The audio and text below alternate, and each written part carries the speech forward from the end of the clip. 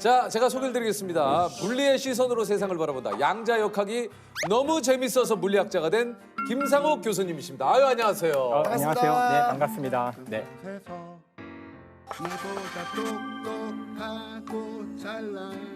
소개 직접 해주시죠.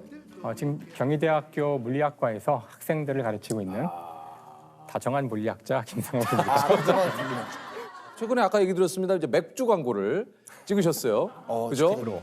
지렛대의 원리를 극대화할 수 있는 물리값을 계산한 끝에 리얼 사운드를 극대화시키는 최적의 길이를 찾아냈습니다. 그 병따개가 교수님이 개발하신 겁니까? 네, 그럴 리가 있겠어요? 아니에요? 아니에요. 아니 근데 마치 광고에는 교수님이 개발한 것처럼 아니, 광고 처음이었어요? 광고는 대본대로 하는 거잖아. 와, 나 교수님이 개발한 줄 알았어요. 아니에요. 사실 그 따개를 가지고 이제 저희 학과 교수들하고 제가 이제 막 따주면서 네. 재밌게 술을 마신 적이 있는데. 근데요. 자, 보십자. 하나, 둘. 오! 그 생각보다 많은 사실을 알게 됐어요. 뭐예요? 일단 그 병이 있잖아요. 맥주병의 그 위에 뚜껑. 병마개. 그거 보면 이렇게 모양이 이렇게 왕관 모양으로 돼 있거든요. 그렇죠. 그것도 굉장히 많이 고민 끝에 만들어진 거예요. 1892년 특허가 나왔던 건데 그 전까지는 이 병이 언제나 뚜껑을 막아도 금방 막 새 나가는 거예요. 어떻게 하면 이거를 꽉 잡아주고 딸 때 쉽게 딸 수 있을까? 그래서 21개의 돌기가 있을 때가 가장 최적으로 딱 잡아줄 때. 그게 21개예요? 그러니까 처음에는 특허 낼 때는 24개로 했었는데 이제 하다 보니 이게 너무 꽉 쥐어지는 거야. 그래서 이게 하다 보면은 막 병이 막 부러지고 그랬대요. 뿐만 아니라 이게 반드시 3의 배수가 돼야 돼요. 이제 안정한 구조가 되려면 다리가 2개면은 넘어지잖아. 3개가 되면은 어떻게 나도 안정하게 되고 되죠. 4개가 되면 하나가 안 맞을 때 흔들리거든요. 그래서 이제 더 복잡한 이유가 있지만 이 3일 때가 안정한 구조예요. 많은 연구 끝에 21개가 됐는데 다음에 이제 소리가 난다는 게 뭘까? 지금 질문 하나 했는데 지금 뭐 3의 배수까지 들어가가지고 지금 저희가 좀 약간 머리가 좀 아픈 상황이지만 한번 들어볼게요. 그러니까 소리가 나려면은 이게 지금 왜 소리가 나냐면은 물리학적으로는 이 안쪽은 압력이 높아요. 이게 지금 이산화탄소를 막 가스를 막 박아 넣은 거거든요. 그래서 우리가 마실 때 하고 가스를 느끼잖아요. 네네네. 그래서 안에가 압력이 높은데 밖에는 압력이 낮기 때문에 뚜껑을 딸 때 압력차로 소리가 나는 거예요. 그렇다면 이 소리를 크게 하는 방법은 가급적 압력차가 최대가 되도록 빠르게 따야 돼요. 결국은 중요한 거는 이 따는 이 따개가 아니라 속도가 가장 중요하다는. 사실 오늘 교수님을 잘 만난 게 제가 얼마 전에 뭐 이제 방송이 또 됐습니다만 런닝맨에서 이제 종국 씨가 찬물에 면과 스프를 넣고 이제 라면을 끓이길래 안 넣었던 것 같아요. 김치 조금 넣었어. 저기 라면 팔팔 끓을 때. 끓은 다음에 넣는 아니야, 이렇게 넣는 게 맛있다고 나왔어요. 증명이 됐어. 무슨 뭐 교수가 증명을 했대. 근데 이제 이게 과학적으로 증명된 거라고 이제 김종국 씨가 자꾸 그러더라고요. 과학적으로 증명된 게 아니라 제가 페이스북에 썼을 뿐이죠. 저희가 이제 중심에서 한 30여 년간 이제 라면 그 스프 개발을 하신 그 선생님이 나오셔가지고 면과 스프를 넣어 끓여 보니까 끓는 물에 넣을 때보다 면발이 더 완벽하다 뭐 이런 실험을 해가지고 이게 화제가 좀 됐어요. 예, 팀원 중에 한 명이 그 기사를 보고 한번 실험을 해봤어요. 이야. 저희가 이제 제시하고 있는 표준 조리법하고 이제 비교해서 테스트를 해봤어요. 근데 저희가 봤을 때는 그 표준 조리법에 비해서 면이 좀 덜 익는 느낌이 있고. 그 맛도 이제 고춧가루나 후추 같은 것들이 이제 스프에 많이 들어가는데 그런 게 풋내 같은 것들이 조금 남아 있더라고요. 그 조리법대로 했을 때. 네. 그래서 제가 여쭤보려고 이게 찬물 라면을 주장하신 분 아닙니까? 그러니까 주장이라고까지 하기는 그러니까 그 스토리의 전말은 이렇습니다. 그 우연한 기회에 그 라면을 어떻게 끓이는 것이 맛있는가 이제 이런 논쟁 많이 하잖아요. 많이 하죠. 이야기 많이 하잖아요. 얘기를 하고 있는데 그 옆에 있었던 다른 물리학자죠. 이제 박인규 교수라고 물리학과 교수님인데 이분이 야, 다 소용없어. 그냥 찬물에 처음부터 스프 먹고 다 때려박고 그냥 끓이면 제일 맛있어 이러시더라고요. 그래서 진짜요?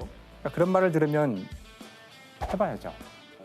집에 가서 진짜 해봤는데 맛있는 거야. 그래요? 저도 먹어봤는데 나쁘지 않더라고요. 왜 사실은 이게 그 과학적으로 엄밀한 얘기는 아니에요. 라면이 맛있다는 거를 과학적으로 어떻게 이거를 측정할 수 있을지 알 수 없잖아요. 그러니까 첫 번째로 과학자들이 이럴 때 해야 될 일은 라면이 맛있다는 것은 무엇을 의미하는지부터 정의해야 돼요. 아 복잡하네. 그렇죠. 입에 맛있다는 넣어보면 게- 아는 거 아닙니까? 맛있다는 게 무엇인가? 입에 이거를- 넣어보면 아는 거 아니에요? 맛있다라는 거. 그러니까 그거를 그 모두가 그 인정하려면 객관적인 어떤 정량적 지표가 필요한 거죠. 그러니까 그게 아, 필요. 아 너무 피곤하다 아침부터. 그래서 이제 생각을 그 다음부터 해봤죠. 그래서 라면 특히 중요한 게 여기서 라면이 면발이 굉장히 쫄깃해져요. 그냥 한 거에 비해서. 라면이 쫄깃한 이유는 이제 그 안에 들어있는 글루텐이라는 성분 때문에 그래요. 네. 근데 글루텐은 이게 열을 그러니까 뜨거운 물에 넣을 때 풀어지거든요.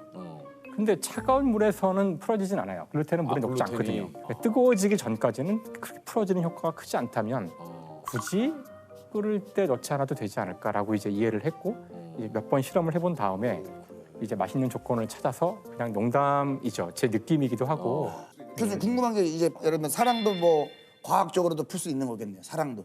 이 사랑을 과학으로 다룰 수 있으려면은 사랑을 정량적으로 측정할 수 있는 어떤 양을 먼저 정의할 수 있어야 돼요. 그게 안 되면 그 사랑은 적어도 물리학의 대상은 아닌 거예요. 그건 놀라운 일은 아니에요. 왜냐면 물리학으로 모든 걸 다 할 수는 없으니까. 아 뭐예요? 근데 뭐- 하지만 네. 사랑에 대해서 물리학에서 뭐 한마디를 하자면 이런 말을 할 수 있을 것 같은데 사랑은 상전이에요. 상전이란 것은 그 물이 얼음이 되는 것 같은 거를 얘기를 하거든요. 물이 얼음이 되는 그러니까 거야. 물을 온도를 낮추면 어느 정도까지는 계속 그냥 물이에요. 그렇죠. 하지만 0도를 딱 지나가는 순간 얼음이 되죠. 더 이상 차가운 물이 아니라 이제는 완전히 다른 형태를 갖는 딱딱한 고체의 얼음이 돼요.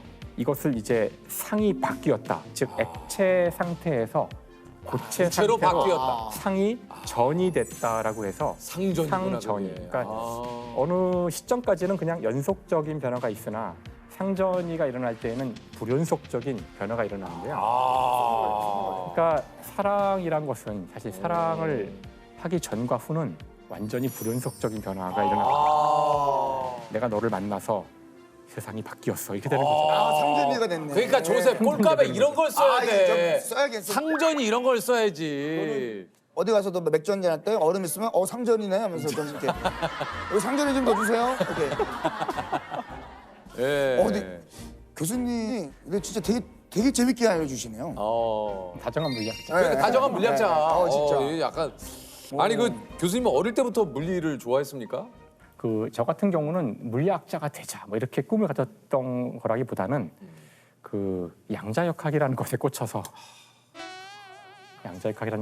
이제 물리까지 오게 된 근데 거고요. 그 진짜 양자역학이라는 소리를 요즘 그 주변에서 뭐 이렇게 심심치 않게 듣는데 양자역학이 도대체 뭔지를 모르겠어요. 양자역학이 뭡니까 도대체? 양자역학은 뭡니까? 저희가 아는 세계랑 완전 다른 방식으로 세계를 이렇게 바라보는 그런 학문이에요. 도대체 뭡니까 양자역학은? 고정관념이 있어요. 세계에 돌아가는 특히 물질에 관해서 그것을 이렇게 많이 깨버리는 학문이라고 조셉 어디부터 안 들었어요 지금 교수님이? 여기에 우리 양자역학을 연구하면서 어지럽지 않은 사람은 그걸 제대로 이해를 못한 거다. 닐스 보우라는 분이 그렇게 얘기를 했고요. 양자역학을 완벽히 이해한 사람은 아무도 없다. 리처드 파인먼 씨가 이렇게 얘기를 하셨어요. 양자역학을 아는 사람과 모르는 사람의 차이는 양자역학을 모르는 사람과 원숭이의 차이보다 더 크다. 양자역학을 모르는 사람은 금붕어와 전혀 다를 바가 없다. 머리 겔만 씨, 야 이분 말씀 과격하게 하시네. 뭐 하는 분이에요, 그분은? 머리가 들어간 거 보니까 이분 굉장히 똑똑한 분 같은데. 머리 겔만? 일단 말씀하신 세 사람 모두 다 노벨 물리학상 수상자. 아유 죄송합니다. 아유, 선생님이시네. 아유 죄송합니다.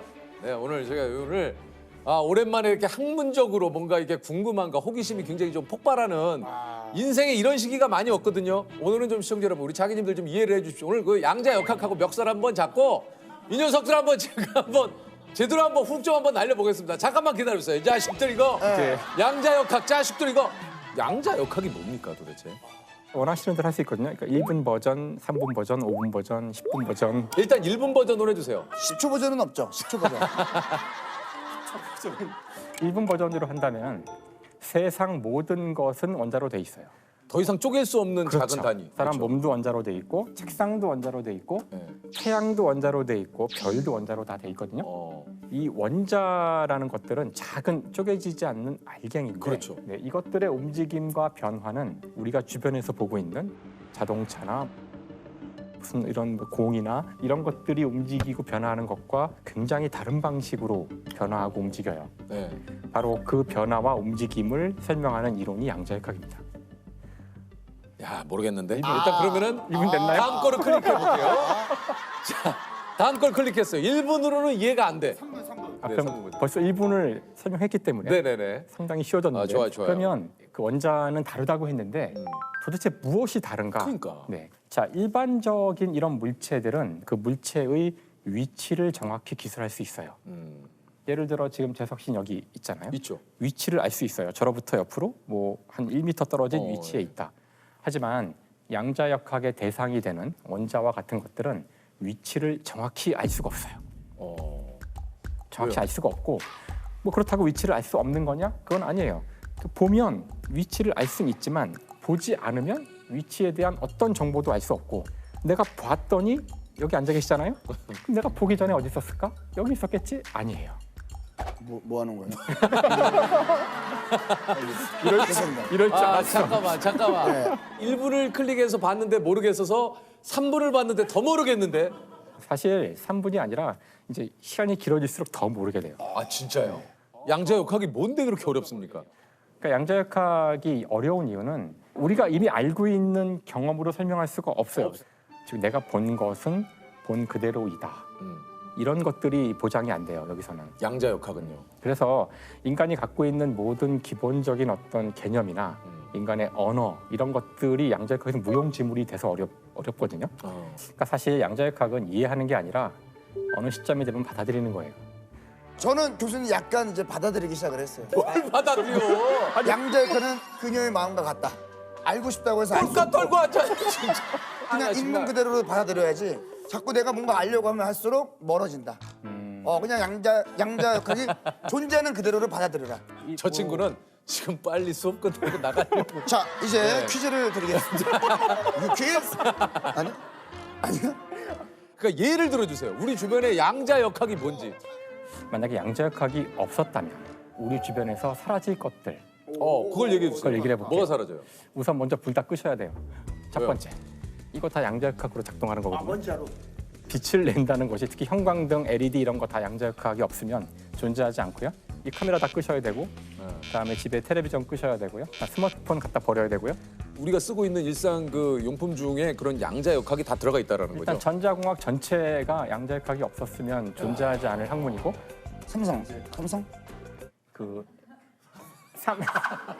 삼성전자. 야 그래도 진짜 친절하시다. 화를 내실 만도 한데 화를 안 내시네. 근데 약간 째려보셨어요.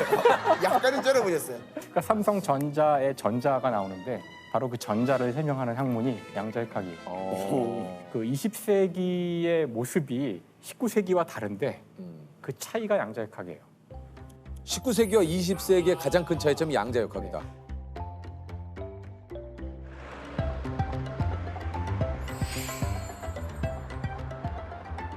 이게 이제 교수님이 이제 과학의 대중화를 위해서 끊임없이 이제 노력을 하시는 좀 이유가 있다면요? 우선 기본적으로는 그 제가 과학을 좋아하니까 그 누구나 이제 자신이 좋아하는 걸 남에게 이야기해 주고 싶어 하잖아요. 네. 그러니까 일단 그게 첫 번째일 거고요. 근데 이제 또 한 가지 중요한 이제 이유가 있다면 뭐예요? 과학은 이 시대에 이제 우리가 반드시 알아야 될 교양이라고 생각해서 그래요. 사실 오늘날 이 우리 사회에서 가장 중요한 우리 사회를 변화시키는 가장 중요한 요인이 지금은 과학기술입니다. 최근에 코로나도 그랬었고요. 지금 인공지능도 그렇고 뭐 얼마 전 미세먼지도 그렇고 굉장히 많은 중요한 우리의 문제가 바로 이 과학기술에 대한 것들인데 과연 사람들은 과학기술의 정책이나 과학기술의 문제를 다른 정치, 사회, 경제만큼이나 알고 자신의 의견을 가지고 있는가? 근데 사실 그런 문제들은 우리에게 다른 사회, 경제 문제만큼이나 중요한 문제잖아요. 그렇게 생각하신다면 우리가 민주시민의 한 사람으로서 이런 과학기술이라는 중요한 문제에 대해서 자신의 의견을 가질 필요가 있고 그러기 위해서는 과학을 먼저 알아야겠죠. 알아야겠죠. 네. 그래서 과학은 교양이다. 아니 그 저기 교수님이 물리학을 공부하시면서 이제 죽음에 대한 생각이 좀 바뀌셨다고 해요. 사실 이제 많은 사람들이 이제 죽음이란 무엇일까, 뭐라 그럴까, 기이한 현상같이 느껴지기도 그러니까. 하고, 그런데 사실 물리학자의 눈으로 이 우주를 보면은 이 우주에는 죽음이 자연스러운 거예요. 오히려 산다는 것, 그 생명이 더 이상한 거예요. 왜냐하면 보세요, 우리 주변에 대부분 다 죽어 있어요. 땅바닥 죽어 있죠, 자동차도 죽어 있죠. 네. 지구의 이 돌과 땅과 바닷물 이런 거 다 죽어 있어요. 사실 지구 바깥에서 생명체를 본 적이 없어요. 즉, 이 우주는 죽음으로 충만하고 죽음이 가장 자연스러운 우주의 상태인 것 같아요. 자, 그렇다면은 모든 것은 원자로 돼 있다고 했으니까 원자들은 대부분의 시간을 죽은 상태에 있어요. 그러다가 갑자기 이유는 모르지만 모여서 이렇게 살아있는 상태가 돼요. 생명이라는 정말 이상한 상태로 잠깐 머물다가 죽음이라는 가장 자연스러운 상태로 돌아가는 거죠. 그래서 이제 이런 사실을 깨닫고 나면은 내가 살아있다는 이 찰나의 순간이 정말 소중하다는 것을 알게 돼요. 사실 제가 이런 생각을 하게 된 이유 중에 하나는 그 제 절친했던 한 분이 이제 그 세상을 떠나시면서 여러 가지 생각이 들더라고요. 근데 이런 생각이 막상 그 죽음을 직면한 사람 앞에서는 큰 도움이 되질 않아서 그 좀 도움이 되는 말을 해드리자면은 원자는 영원 불멸해요. 지금 모여서 내 몸을 이루고 있지만 내가 죽으면 다시 뿔뿔이 흩어져서 나무가 될 수도 있고, 가벼운 원자는 지구를 떠날 수도 있어요. 그러면 다른 어떤 별에 가서 별의 일부가 될 수도 있고, 이렇게 우리는 원자의 형태로는 영생할 수 있거든요. 또 그런 식으로 생각을 하면 또 한편으로는 그 나의 사랑하는 사람이 내 주위에 원자의 형태로 있다는 생각을 해볼 수도 있으니까 그런 것들은 또 위안을 주더라고요. 그분이 갑자기 심장마비로 돌아가셨는데 같이 한 12, 13년 넘게 같이 연구를 했죠. 논문도 같이 쓰고 같은 분야에서 오랫동안. 사실 위안은 안 되죠. 사람이 사라졌는데 그 내가 사랑하던 존재가 사라진 건데, 하지만 어떻게든 거기서 의미를 찾아서 자신을 추스리려는 노력이 하나겠죠. 근데 뭐 어떤 분은 뭐 종교에서 그런 걸 찾기도 할 거고, 어떤 사람은 뭐 철학이나 어떤 사람은 예술이나 음악에서 찾겠지만 우리는 과학자고 아는 게 그것뿐이니 뭐 그런 식으로도 생각할 수 있다는 거고, 큰 위안은 되더라고요. 저한테는 당시에는. Take me back to the start. 대부분의 병뚜껑 톱니 개수는 이 숫자라고 합니다. 아까 우리가 이게 교수님 대박이다. 아니 그 문제를 병 있잖아요. 맥주병의 그 위에 뚜껑. 병막에 21개의 돌기가 있을 때가 가장 최적으로 딱 잡아줄 때. 그게 21개예요? 그렇죠. 우와! 정답은 빰빠밤 21? 정답입니다. 야, 우리가 감사합니다. 수없이 많은 퀴즈를 내봤는데 이건 또 처음이네. 자, 100만 원의 상금을 드립니다. 축하드립니다.